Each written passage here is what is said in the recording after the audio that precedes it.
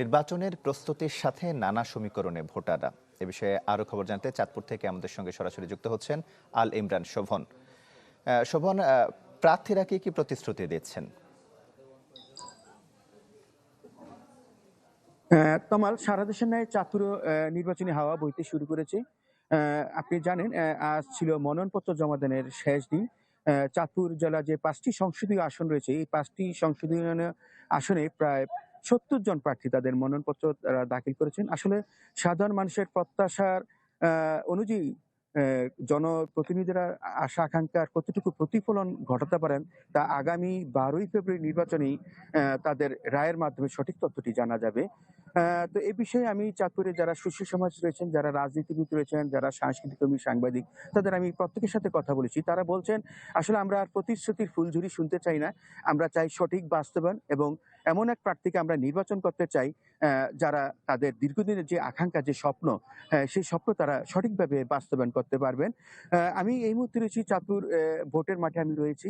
আমি এই বিষয়ে চাঁদপুরের একজন সাধারণ ভোটার, যিনি সুশীল সমাজের একজন প্রতিনিধি, আমি তার প্রতিক্রিয়া জানতে চাবো আগামী 12ই ফেব্রুয়ারি যে দীর্ঘ কাঙ্ক্ষিত যে জাতীয় সংসদ নির্বাচন, তা নিয়ে আসলে তারা কি ভাবছেন, আমি সেই বিষয়টি তাদের কাছ থেকে জানতে চাবো।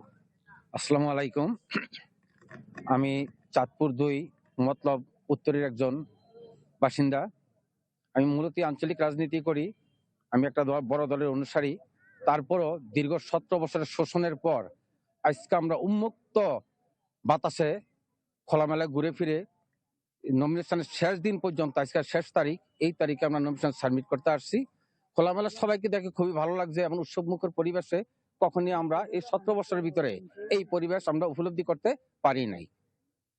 আমরা এই প্রত্যাশায় রাখি এই সময়ে ডক্টর ইউনূস তার দায়িত্ব কর্তব্য থেকে যে নির্বাচনের ঘোষণা দিয়েছে, এই নির্বাচন সুষ্ঠুভাবে পরিচালনা করবে। 12ই ফেব্রুয়ারি একটা নির্বাচন অনুষ্ঠিত হবে এবং সুন্দর পরিবেশে সবাই যাতে ভোট দিয়ে তাদের পছন্দের প্রতিনিধি মনোনীত করতে পারে, আমরা এই প্রত্যাশায় রাখি। আর যিনি মতলবের রাজনীতিতে প্রতিনিধিত্ব করবেন, আমরা তার সুস্বাস্থ্য এবং উন্নতি কামনা করি। আমরা আরো কামনা করি আমরা যাতে সুন্দর পরিবেশে এই মতলবের সুশীল সমাজ বা তথা সাধারণ মানুষ যারা আছে, তারা স্বতঃস্ফূর্ত ভাবে কেন্দ্রে যে ভোট দিয়ে তাদের প্রতিনিধি নির্বাচিত করতে পারে, এই প্রত্যাশা রেখে আমার বক্তব্য আমি এখানে শেষ করছি। ধন্যবাদ। আমরা আরেকজন সাধারণ মানুষের প্রতিক্রিয়া শুনবো। তারা বলছেন বিগত যারা রাষ্ট্র ক্ষমতায় যারা ছিলেন, তারা তাদের যে মতের যে প্রতিফলন, তা থেকে তারা বঞ্চিত হয়েছেন। এই বিষয়ে আমি একজন সিনিয়র ভোটার, তার সেই আকাঙ্ক্ষার কথাটা আমি জানতে চাবো। নির্বাচনী এলাকা চাঁদপুর 2, মতলব উত্তর ও দক্ষিণ, এই এই এই 2টি উপজেলা নিয়ে মতলব চাঁদপুর নির্বাচনী এলাকা 2 গঠিত। এখানে দীর্ঘ 17 বছর এলাকার লোকজনে ভোট দিতে পারে নাই। এখানে সুষ্ঠু নির্বাচন হয় নাই। গত নির্বাচনে এই 17 বছর যারা এদের শাসন করছে, কোনো পাবলিক ভোট কেন্দ্রে যে ভোট দিতে তারা পারে নাই।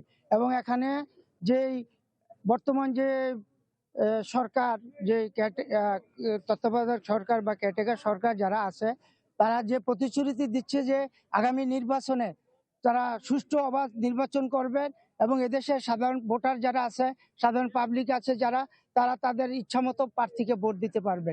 সেই দ্বিধায় আজকে মতলব উত্তরের যারা নমিনেশন নিয়েছেন, তারা আজকে নমিনেশন ফর্ম জমা দিচ্ছেন দল থেকে এবং স্বতন্ত্র প্রার্থী হিসেবে অনেকে জমা দিচ্ছেন। তো আমরা আশা করি আগামী সেই যে জাতীয় যে 26 সালে যে 12 তারিখে যে অবাধ ও সুষ্ঠু নির্বাচন হবে, প্রার্থীরা, সাধারণ ভোটাররা, মতলব উত্তর ও দক্ষিণের সাধারণ ভোটাররা তাদের ভোট নির্বিঘ্নে প্রয়োগ করতে পারবেন এবং তাদের পছন্দের প্রার্থীকে বেছে নেবেন। তবে মতলব উত্তর ও দক্ষিণ যারা ভোটার আছেন, তাদেরকে আমরা যেটা এখানে যে সর্বোচ্চ কাজ করবে, যে যার দ্বারা এই এলাকার উন্নয়ন হবে, যার মাধ্যমে এলাকার সাধারণ জনগণ নিরাপদে থাকবে, যার দ্বারা সন্ত্রাস হবে না, বালু উত্তোলন, চাঁদাবাজি, মাদকমুক্ত সমাজ গড়ে তুলবে, এবং আমরা তার পক্ষে ভোট দেওয়ার চেষ্টা করব।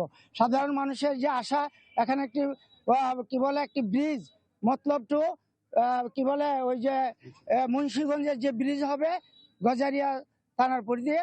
সে ব্রিজটি আমাদের যে নেতা প্রতিশ্রুতি দিয়েছেন, এই এলাকার বিএনপি থেকে মনোনীত যে প্রার্থী, উনি প্রতিশ্রুতি দিয়েছিলেন যে এই আমি যদি ক্ষমতায় যাই, আগামীতে এই মতলবের এই ব্রিজ ধন্যবাদ। আমরা এখন আরেকজন সাধারণ ভোটার সাথে কথা বলবো।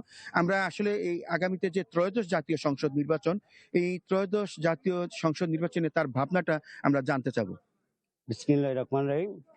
মতলব উত্তর দক্ষিণ নির্বাচনী আমেজ। আজকে যে ফর্ম জমা দিতে আসছে, প্রার্থীরা সুন্দর মতন আনন্দ উৎসবে ফর্ম জমা দিয়েছেন এবং আমরা চাই বিগত দিনে বর্তমান সরকারের সুষ্ঠু 12 তারিখ সুষ্ঠুভাবে ভোট এবং মা বোন প্রত্যাশী যাদের সুন্দর মতন ভোট দিতে পারে, এই প্রত্যাশী আজকে এই নির্বাচনের আমেজ দেখে ভোট ফর্ম জমা দেখতে আসে খুব আনন্দ পেলাম। ধন্যবাদ। আমরা এখন কথা বলবো চাঁদপুরের একজন বিশিষ্ট সাংস্কৃতিক ব্যক্তিত্ব। আমরা তার প্রতিক্রিয়া জানতে চাবো, আসলে তার ভাবনাটা কি বা প্রত্যাশাটা কি। ধন্যবাদ। আমি একটি কথাই বলবো যে আমি আসলে সাংস্কৃতিক কর্মী হিসেবে বলবো আমাদের প্রত্যাশা কিন্তু অনেক। আসলে যেখানে যে ডিস্ট্রিক্টে যে বা যে জেলাতে সংস্কৃতির চর্চা না থাকবে বা ক্রীড়া সংস্কৃতি সাহিত্য চর্চা না থাকবে, সেখানে কিন্তু আসলে ক্রাইম বেশি থাকবে, মানে মাদক ইপটিজিং এগুলি বেশি থাকবে।